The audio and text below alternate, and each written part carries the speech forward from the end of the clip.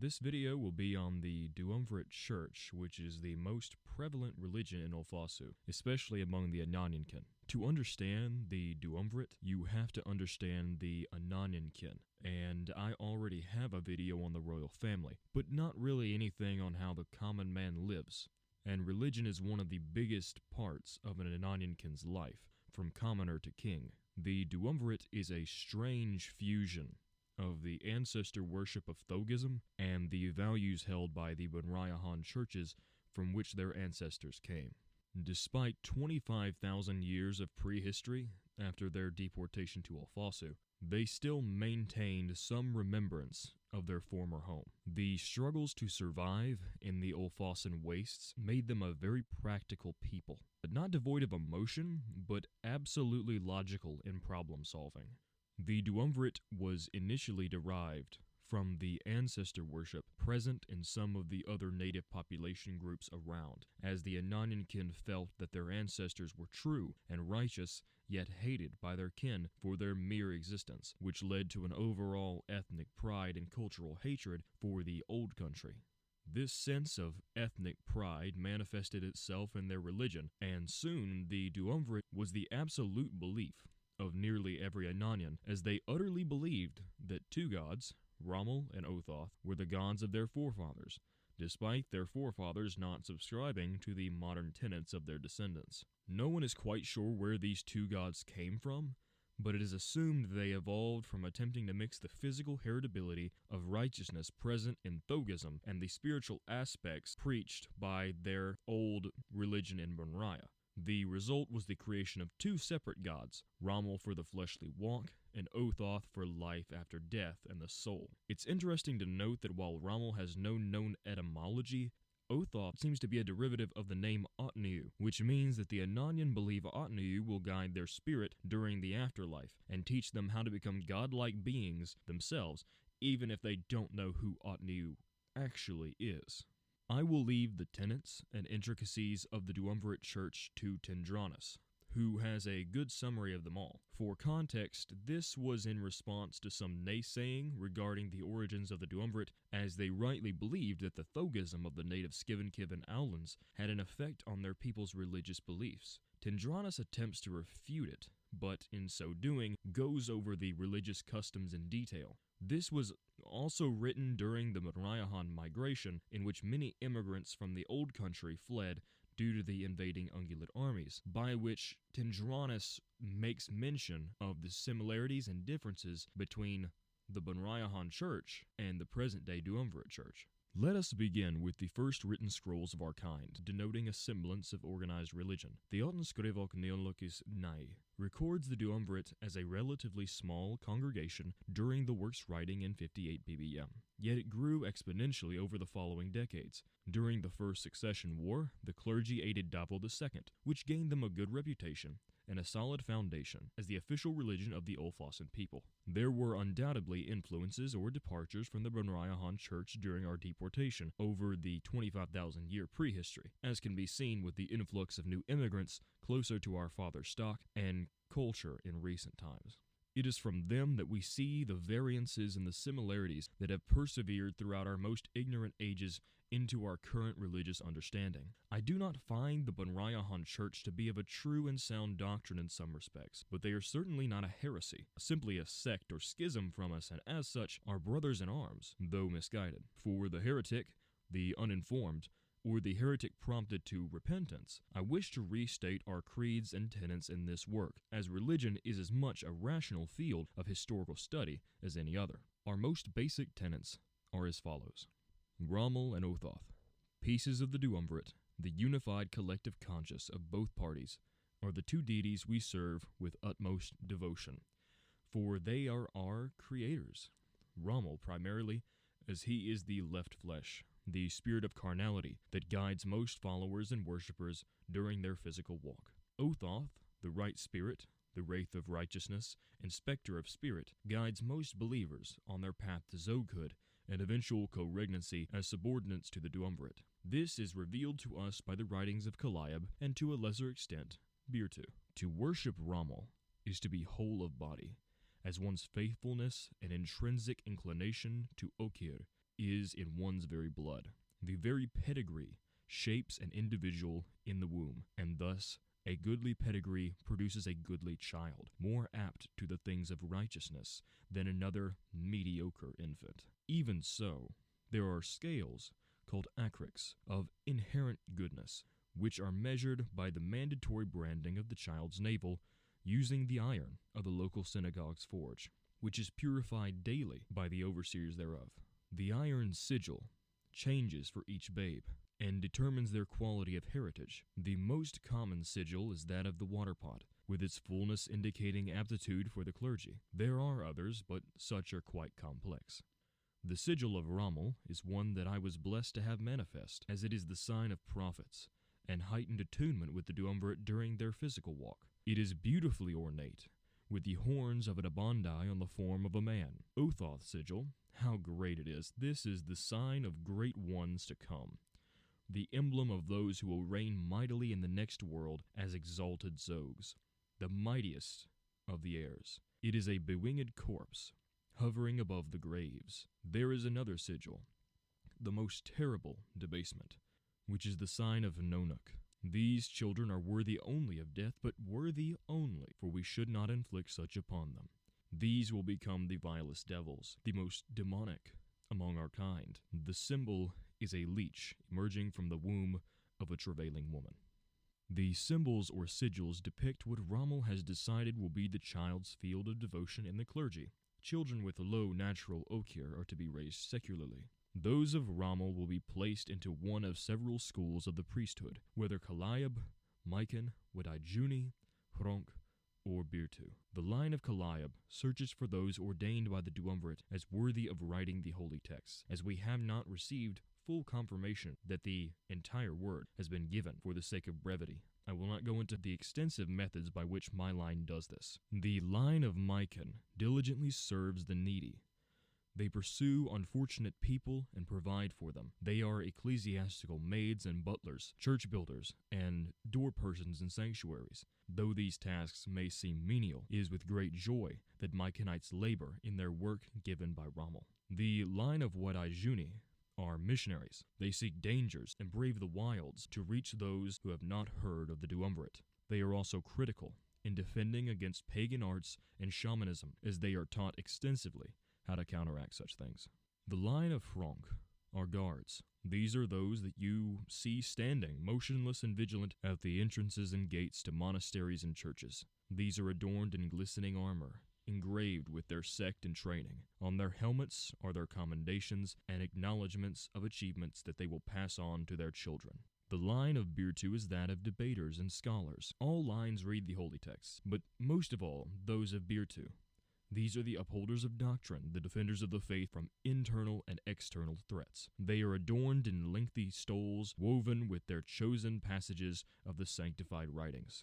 A line is typically passed from father to child, as is divined by the Kanon Gog in the Leva ritual, save for rare cases in which the Duumvirate changes the path of the family's line. This can also be caused by adultery and an illegitimate child, as is the most common case in this scenario. As such, an illegitimate child cannot be easily hidden unless the child has low okier, in which case they will not be assigned to the priesthood and their true parentage will never be known. Now that I have established the fundamental status of one's birth, we must talk about the Junochaos. The light of the suns above determines one's prestige in the clergy or physical life in general.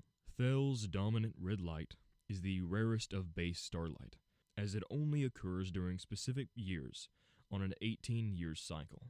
There is a subset of Thel, known as the eclipsed Thel, which only furthers the prophetic nature of the stars by declaring this individual as a key member of a new age. All three stars can be eclipsed, though certain moons bear different fates. Let us talk about the simple concepts first. Thel, Tantrolo, and Esteleva, with the degree of importance being ranked thusly: Esteleva, Tantrolo, Thel. Esteleva is incredibly common, as it rains for 3/4 of the year, while Tantrolo rains in winter. There are also three significant moons: Frani, Throl, and Banal. Moons determine the direction of fate.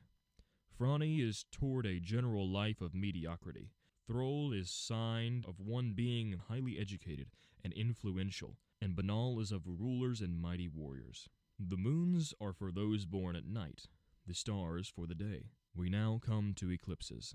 Eclipses are incredibly rare, even on mediocre stars, and signify that those born under their light will be the greatest among our people and will bring us into great new eras. Such people as Og and Duumvirate II were born under eclipses, under Tentrolo darkened by Thrall and Thel darkened by Banal, respectively. The most prestigious and astonishing birth would be under Thel and Banal, as Duumvirate was, and he very much was, a mighty one of our race, assisting in the slaying of Acuramindon Dowage, a demigod descended from Nonuk himself, and was his beloved son. This bred hatred for our kind and also the far-off Goliathi. Due to their rarity, eclipses and the knowledge of all their effects give us very little at this time to ponder or discuss. Zoghood is the ultimate goal of every believer, and can be summed up on this wise, as the state of becoming a Zog, one of the ascended beings created by Othoth to serve the Duumvirate and fight their celestial wars against the alien gods of yore. The process by which we become such an exalted being, subject only to the gods themselves, is by purifying our bodies here below. Then, upon our translation, a purifying of spirit above in the heavenly realms of Wilo. We are to be told of the process of spiritual cleansing when we arrive at Wilo, but as for the carnal purification, we have much to speak on. The immediate steps toward purification are dietary restrictions from birth, known as the Thashish. One must not consume any creature tainted by the touch of the afterbirth or Sievzentaj. No meat of men or that which appears as men shall pass our lips. No vegetables grown on soil where wars were fought, where graveyards were formed, latrines were dug, or where heresy was performed. Only vegetables and fruits from the Aten gardens are given to be eaten. Bones or bone broth is vile and cannot be consumed. A dead thing must be sanctified before it is eaten, for death is unholy. Cheese must not be consumed, for it is made via that which rots. Alcohol must not be consumed, for it is made from the rotting and fermenting of the ingredients. Water must be mingled with the holy tincture made from the herbs of the gardens, as the water may have come in contact with death. Vegetables, herbs, and fruit cannot be preserved, for their spirit dies within the hour. The killing of the heretic, known as the rest, must only be performed with a holy bludgeon, known as an akho, to prevent death from defiling the performer of this rite. We may now proceed to the main point of my argument, that the current religious structure of the Duumvirate Church is not in any way related to the Thogun's paganism. The main point I here touted is that the ancestor worship of the Thogun is very present within our heritable righteousness tenet, which I refute with much vehemence. Righteousness is heritable, but we do not hold our ancestors as divinity. Their good faith and works for the Duumvirate imputed them righteousness, which was then imputed unto us as their children, for they only gained fleshly righteousness, and their spirit is yet to be tried. This righteousness grows in strength with each goodly generation, but does not equate our ancestors to the same plane as the Duumvirate itself. Is not the tenet simply an alteration of the Thogish system? No, and forever no.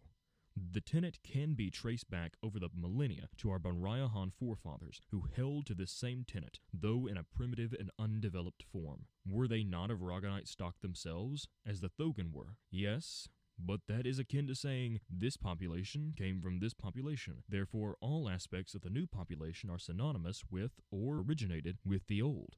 Banraya does not have a major heresy, like ancestor worship. Instead, the heresy that is very apparent is the sacrificial system that most modern Banrayahans follow, which came from the mixing of the old pagans in that country with the church, from which our forefathers still held to, even in their deportation, which may have been timely, as it allowed us to maintain our proper ways and not be corrupted as the old country is now. With that much being discussed, there are few more valid arguments that many can bring against the Duumvirate regarding the integrity and truth of the entire matter or system of worship. Yet many still attempt to disgrace both facets of the religion. Despite all of this, a digression of this scale is not appropriate, but certainly needed. The Duumvirate Church was quite influential during the reign of Davil II, and began to dip its toes into the waters of politics. In 155 BBM, the then Ramalthay of the church, Altal Kilabgan, began to enforce several laws regarding how much authority the church should have over all citizens of the country, including the ruling class themselves. Davo II, being very devout, had no qualms about letting these laws go through against the better judgment of his wife and advisors. Over the next few years, the silent strangulation of the royal family's power slowly crept around their throats until they were irresistibly ensnared in a mess of religious and legal jargon that prevented them from doing anything other than sit on their thrones. This period of time was known as the False Enlightenment and lasted from 155 to 203 BBM, nearly half of Davo II's reign. The only reason this ended was that the Duumvirate's hubris got the better of them. They overextended their reach and tried constricting the populace too hard too quickly, which led to a drastic decline in attendance and support. Kilip Gan, fearing a revolt, called for a summit and invited every leader, from the king to the leader of the smallest town. The only consolation that could be reached was that the church, willing to loosen its grip but not abandon its authority entirely, must relocate to a different area or be removed by force. Kilip Gan reluctantly agreed, and he and his followers migrated to the mesas of Srihu. They settled in the holy crater of Kankar and built their city of the same name on top of the ruins of an ancient Thogish city. Many Ananyan are still Duumvirate in their beliefs, more so out of a cultural significance than zeal itself. The final major part of the Duumvirate's history that I will cover in this video is the True Enlightenment. After the establishment of Kankar in its fullest glory, the new Othothe, Laijan Nok, sought to drive his people to be the grandest country in the entirety of Olfasu. Many devotees were still rather bitter about their relocation, but with no chance of defeating the larger countries to their south, channeled that anger into the arts and technology. This kicked off the True Enlightenment, which occurred between 227 and 340 BBM, and was a massive renaissance for the church, during which the Aten Gardens were built. Many of their doctrines were also established during this period, such as the Akriks, Thashish, and their opinions of redemptive heretics and Zoghud. The church's influence is absolute, and while it has been relegated to ruling the mesas only, it still has its fingers in nearly every major country. They do still have some history, especially regarding their actions during the First Gorlonic War, and even to an extent the Microlatoran Wars, but that's a bit too much to put into this already bloated video. I wish you all well. Until next time.